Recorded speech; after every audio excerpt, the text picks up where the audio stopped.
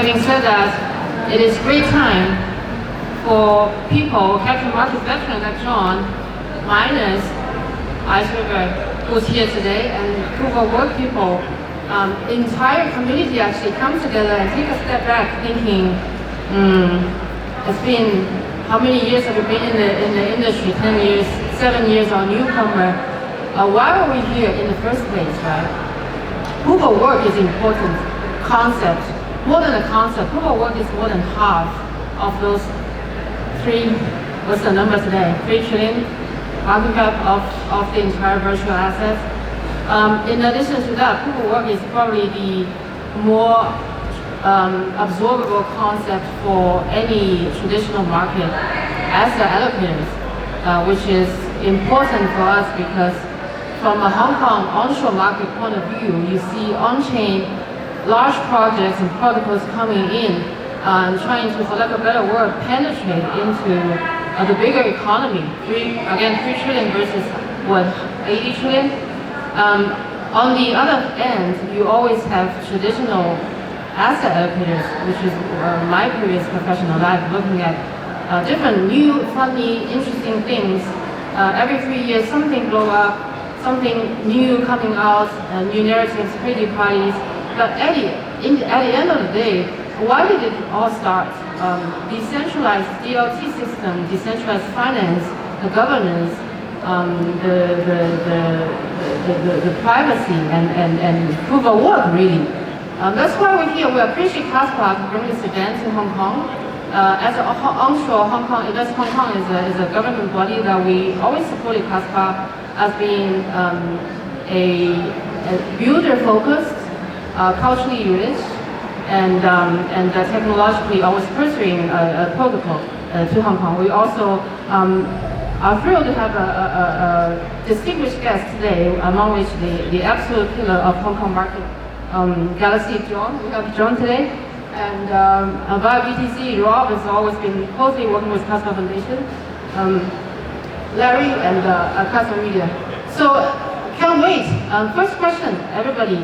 What do you see, how do you define proof of work really as an asset class? And in terms of when capital look at proof of work, what's your one-liner explanation or pitch to the real world? I think that is the backbone, right, of the entire crypto space itself. When we look into proof of work, right, like we're primarily talking about Bitcoin, right? Like, and Bitcoin makes up, it's the cornerstone of the entire market. It's where it's why this brings us all this, like brings all of us here together. And I think it's here to stay. And yeah, it's the backbone of the industry. Suppose that. Yeah, my short version of that is it's converting power into bits that are usable for lots of different reasons, and so it's consuming energy to produce something that retains some value on the back of it. Thank you. I think proof of works are very important because, as my esteemed colleague said, it's the foundation for everything that we know in Web3 and DeFi, firstly. But it really is a bridge between traditional finance and digital assets, right? And now it's post-election narrative, but beyond that, whether you know or you may not know that Bitcoin and other proof of works have been the stake, the actual liquidity, and now it's an inseparable part of our daily lives, both from TradFi and DeFi. So if we go to proof of work, think about security, think about complete resolution and consensus. And again, like my other colleague said, mine blocks on power. It's not relying on a chart, it's a tangible asset, and based on its mining and scale, it's a scarce asset. So that's my definition of proof of work. Excellent. Hey, thanks guys. It's a pleasure to be here. To me, I have a little different thoughts about proof of work. A little more like, to me, real crypto follows the law of the jungle, which is whatever you can catch, you get to keep. And that's the part about proof of work that really means the most to me. It's like whatever you can pull off, however you can figure out to get more, it's totally fair, and it's real competition. And that's what I like about it myself. My apologies. Before we start, I didn't get a chance to let each of the panelists introduce a bit about what they do. You're here for a reason. Most of you, or all of you, have something to do with proof of work. That's your line of business. Would you say a few things about what you do and how does that link to proof of work and linking back to either financial market? You could talk pure numbers, pure money, or you could talk governance, you could talk about values, anything linked to what you do really. Sure. So, quick intro for myself. I'm Rob from Via BTC Group, right? Like we are the third biggest mining pool for Bitcoin in the world, and I think the second for Casper, right? So, yeah, we're heavily involved with, and our proof of work is heavily influential in our day-to-day operation. Yeah, I'm John Cahill. I run Asia for Galaxy Digital. There are very few things across the spectrum of crypto that we don't do. We're investors, we're financiers, we're traders, we have an asset management business, and we run a Bitcoin mining operation. So we're doing proof of work every single day in our operation that's expanding into, across different business lines, but we're obviously kind of foundation and core believers in proof of work. Yeah, my name is Larry Lundy. I'm the Chief Business Officer for HashPower. HashPower is one of the largest mining aggregators in the world as well, with 80,000 plus proof of work miners and 13 data centers now. We're a top 3 ISFC contributor with 1,000 megawatts of power production on 4 nations, or 4 continents, I'm sorry, with a focus on responsible and viable Bitcoin and proof of work production.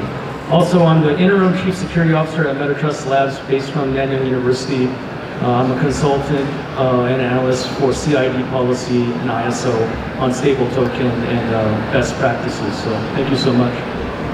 Yeah, hey, I'm Chris Wolf.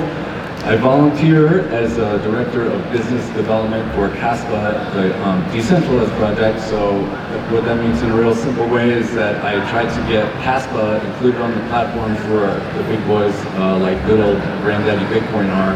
So like mining pools, software and hardware wallets, and exchanges and so forth. Also, if you see on my title, it says casmedia.com. That was inspired actually by Bitcoin Magazine, who unfortunately it sounds like they couldn't make it, but I thought it would be neat to have the technology and some data and analytics readily available for anybody in the world that's interested in, to learn about Caspa. There's articles, there's interviews, and lots of kind of glass node analytics. So that's what we have with that. So that's what I do. A few lines on Bitcoin Magazine and everybody here really. Hong Kong has been number 2 or 3 financial center decided by quite a few metrics, including equity issuance, bond issuance, the mere size of asset under management coming up to 4 trillion, and number 1 wealth management center in the world. That's why projects and protocols come to Hong Kong for 2 reasons. Number 1, for the reputable banking relationship, which we can't take lightly, as the banking relation of any jurisdiction carries different weights when you're trying to actually do transactional businesses. And Hong Kong's been consistent in that. Secondly, people come here for asset allocation of the traditional institutions. 0.1% versus 0.35% of a large number. It could mean a big chunk of business for any project. Seeking allocations in this area. Having said that, Bitcoin Magazine also has expanded greatly their footprint over the last year. We personally have facilitated a lot of projects coming up for upward feedback, for lateral industry collaboration. So any projects that either is proof of work or other innovations, please feel free to come to us. Okay, enough of marketing. Back to the crowd. What is the advantage of actual proof of mining versus other means of mining? So my understanding, there's many more experts than me in the crowd here that know the technical aspects, but I believe proof of work is 51% resistant to attacks from bad actors, whereas things like proof of stake are more like 33% maybe. That's just my general understanding. Furthermore, I've heard people expound on the concept that proof of stake is a rich get richer reward type of system. So the people who start with a bigger pile get even a more gigantic pile as time goes on than people who just, if you buy, you mine whatever, some amount of coins a month or something, then you're still able to get your share of the hash rate, like an equal, or not equal, but like a fair slice of the pie compared to how much you put in the proof of work. So that's a little more, that's a system that I can kind of get behind. Yeah, to expand on what my colleague just said, proof of work is for compliance and for nation states is a lot more digestible as just a digital asset. It's not reliant on a chart, it's not reliant on speculation like there was alluded to for proof of staking.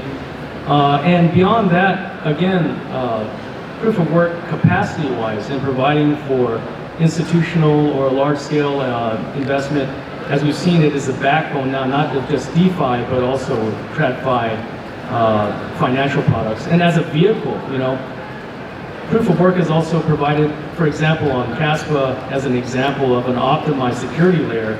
It brings consensus in the most secure fashion.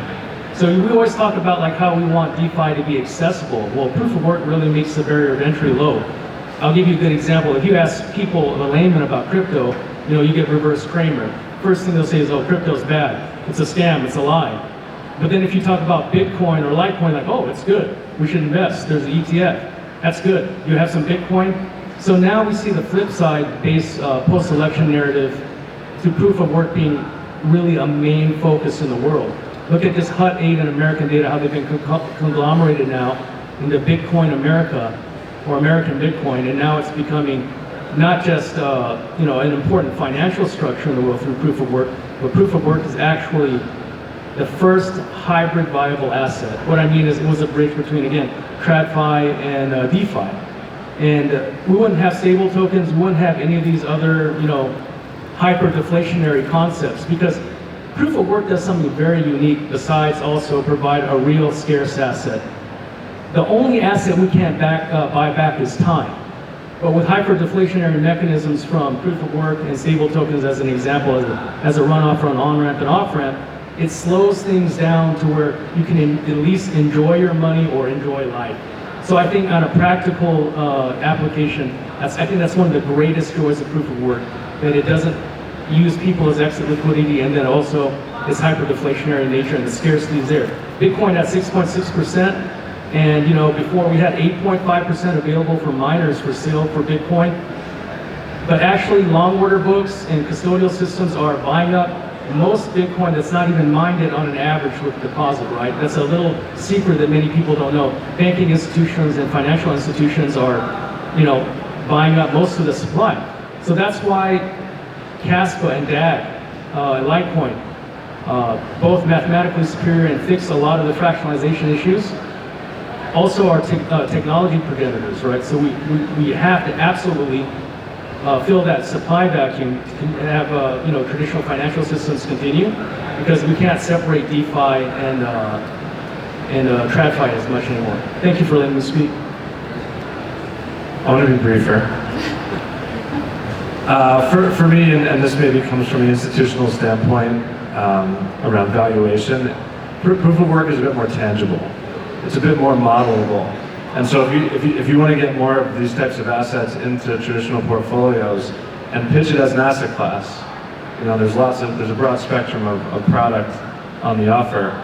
I think the grounding in basic finance and math and the input of power in particular make it a little bit more of an easily more digestible, again, more tangible sort of path for someone doing more traditional analysis to add to a portfolio.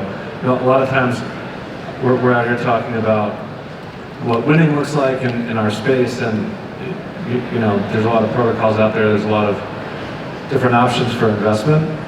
We just want to see it at the asset allocation table. And I think this is the proof of work idea is a little bit more digestible and tangible for getting that inclusion. Would you say that's the only thing that's effectively being talked about at the allocation table? Well, it depends on which cohort of investors you're talking about, right? You know, you have permanent capital in the trillions of dollars in endowments and pension funds and sovereign states. I would say usually Bitcoin is the on-ramp for them, and then it kind of expands out from there. It's definitely not the only thing. That's, you know, look at the U.S. talking about having a sovereign wealth fund and a Bitcoin reserve fund. It's usually the first port of call, but it quickly expands after that. Yeah, from a mining pool perspective, proof of work is definitely more affiliated with real world infrastructure, right? Like investments are made into data centers. We would have to train specialists in this space as well. So unlike your proof of stake, right, which is just a digital process, I think from our perspective, it's definitely more tangible, as John said, and also I think it's actually better or more tangible contribution to GDP as well. Right? That's it. All right. Next up, for those who mine, for the miners, miner services and mining machines folks in the room, how do you balance the power, cost, efficiency, and the jurisdiction sort of, I wouldn't say arbitrage, but jurisdiction decision making in your line of work? If I can add to that, I think one of the bigger challenges is making sure that everyone's fed. I think that's one of the bigger challenges. I think that, like for example, Donald Trump, or President Trump made the statement that he wants to make America the mining aggregator of the world, cheapest power, most availability. And how does that happen? Well, I think there's an equilibrium. When it provides, when power is subsidized, it's better for everyone. Why? Because, I'll give you a good example. Mining in DeFi is not usually thought about as a vector for improvement. In Ethiopia, at their recent hydropower farm that many nations are a part of, what's been one of the byproducts of the Ethiopian government providing some tax subsidies and power subsidies? Well, jobs, 6 to 8 times their average wage of someone with a white-collar education in Ethiopia, and no more brownouts. So what does that mean? Constant internet, modernization of data centers for regular provisions of internet, unbanking the unbankable, as well as, again, hospitals having regular services and making a developing or a semi, I guess, in between developing mining apparatus become whole, right?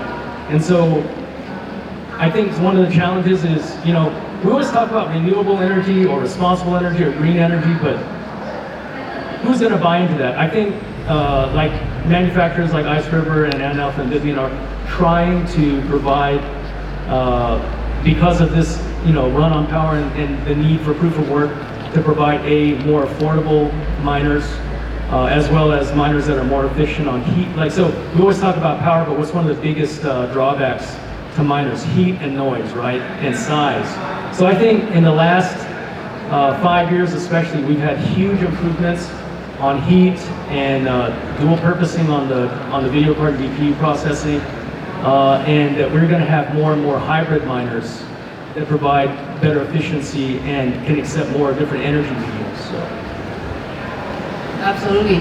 We do see innovation on, I wouldn't say Hong Kong is famous for power efficiency per se, but we do welcome chips design, assembling, and innovation around ESG, environmentally responsible mining. We do see that projects of that sort of nature coming into Hong Kong, and we hope to see more.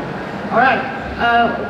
There's time left for last question. What do you see is the next adoption zone in terms of geography or segment of institutions that would take up proof of work as a part of their important allocation strategically or financially? I'll start. I don't have a strong view, but we're seeing some stuff that's going on in Bhutan, who's been mining Bitcoin for a long time. They're adding a spectrum of coins to their sovereign wealth program. They're creating a special economic sovereign state to drive technology innovation and certainly bring more of our type of business to the country. It's also an incredibly beautiful spiritual place to go and hang out. So that's definitely one to watch from my perspective. They're creating incentives. Business people, investors respond to incentives. That's really what all this is about. That's the art of proof of work, is aligning incentives and delivering value in a way that incentivizes people to participate. That's the art of this entire industry and the foundation that it's built on. And we're seeing some of that come through there. I think, just to add on, I want you to think about this very interesting. India was very resistant on any, main concept of proliferation of digital assets, but all of a sudden, with the political rhetoric of the world of digital assets, etc., now India and Nepal are working on, and actually, they're on a joint hydroelectric power project and working on large-scale data and mining facilities. But now we have, two major exchanges entering into that area, that APAC subdivision area. And I think that beyond Africa and that part of APAC in India, we're going to come back to America. Again, going back to what Donald Trump said, they're going to subsidize power, and nuclear power, hydropower, and gas turbine power is coming back online. We have fracking, etc. So many different resources. So that's my take. Excellent. Yeah, so part one for me is the United States, as you mentioned, with the new president, being anything associated with Bitcoin or mining or using energy in general is no longer being a bad guy. So I like that. This is an interesting factoid. The United States Department of Defense uses 5 billion gallons of fuel a year for securing the country. So securing a network with a little bit, of electric doesn't sound that bad to me. Also, here's something interesting, a use case that's sprung up in the last maybe 6 months. There's an interesting group of guys that popped up, mostly from Europe and a little bit from Middle East, North Africa. It's called CASPA Industrial Initiative. And these guys have a very strong background in energy production. And so they have this hurdle, which is this big roadblock that makes it a real pain for the grid, the electric grids of different countries and different regions to be interconnected. So sometimes they'll make extra energy and they'll offload it to the neighbors, right? Because those guys will need a little more, and then sometimes they'll need to get some back. And they settle it now with cash, so they have to go between different, different currencies, and they have to only do it in banking hours, and they have to do wire transfers and crazy accounting. So they look for a way to do it with digital, with a token. So they're creating a token called Gigawatt. It's going to be a stable coin, and it's going to be on Caspa.